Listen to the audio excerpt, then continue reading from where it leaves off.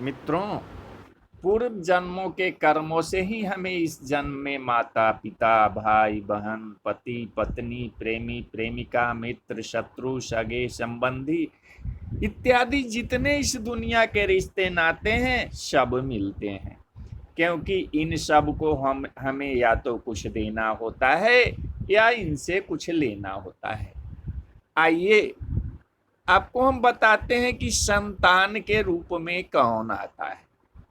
वैसे संतान के रूप में हमारा कोई पूर्व जन्म का संबंधी ही आकर जन्म लेता है, जिसे शास्त्रों में 4 प्रकार के बताए गए हैं। ऋणानुबंध, पूर्व जन्म का कोई ऐसा जीव जिससे आपने ऋण लिया हो या उसका किसी भी प्रकार से धन नष्ट किया हो, वह आपके घर में संतान बनकर जन्म लेगा और आपका धन बीमारी में या व्यर्थ के कार्यों में तब तक नष्ट करेगा जब तक उसका हिसाब पूरा न हो जाए।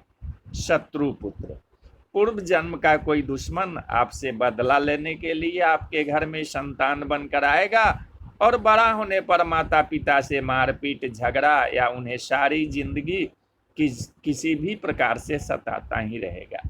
हमेशा कड़वा बोलकर उनकी बेइज्जती करेगा और उन्हें दुखी रखकर खुश होगा।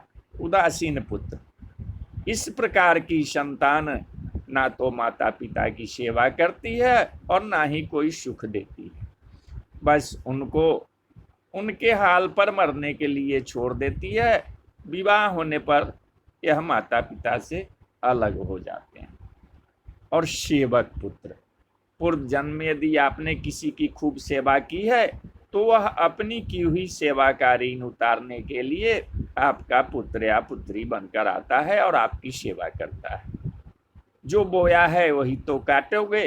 अपने माँ बाप की सेवा की है तो ही आपकी औलाद बुढ़ापे में आपकी सेवा करेगी, वरना कोई पानी पिलाने वाला भी पास नहीं रहेगा।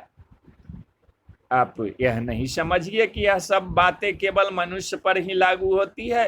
इन 4 प्रकार में कोई सा भी जीव आ सकता है। जैसे आपने किसी गाय की निस्वार्थ भाव से सेवा की है तो वह भी पुत्र या पुत्री बनकर आ सकती है। यदि आपने गाय को स्वार्थवश पालकर उसको दूध देना बंद करने के पश्चात घर से निकाल दिया है तो वह ऋणानुबंध पुत्र या पुत्री बनकर जन्म लेगी। यदि आपने किसी निरपराध जीव को सताया है तो वह आपके जीवन में शत्रु बनकर आएगा और आपसे बदला लेगा।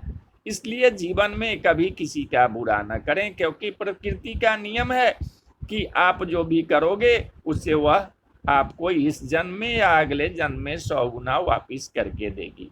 यदि आपने किसी को 1 रुपया दिया है तो समझो कि आपके खाते में 100 रुपये जमा हो गए हैं। यदि आपने किसी का 1 रुपया छीन लिया है तो समझो आपकी जमा राशि में से 100 रुपये निकल गए हैं। जरा सोचिए, आप कौन सा धन साथ लेकर आए थे और कितना साथ लेकर जाओगे। जो चले गए वो कितना सोना चांदी साथ ले गए।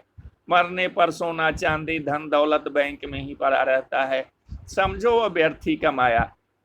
बच्चे अगर अच्छी और लायक हैं तो उसके लिए कुछ भी छोड़कर जाने की जरूरत नहीं है, खुद ही खा कमा लेगी। और औलाद अगर बिगड़ी या नालायक है तो उसके लिए जितना भी धन छोड़कर जाओ वह चंद दिनों में ही सब बर्बाद कर देगी।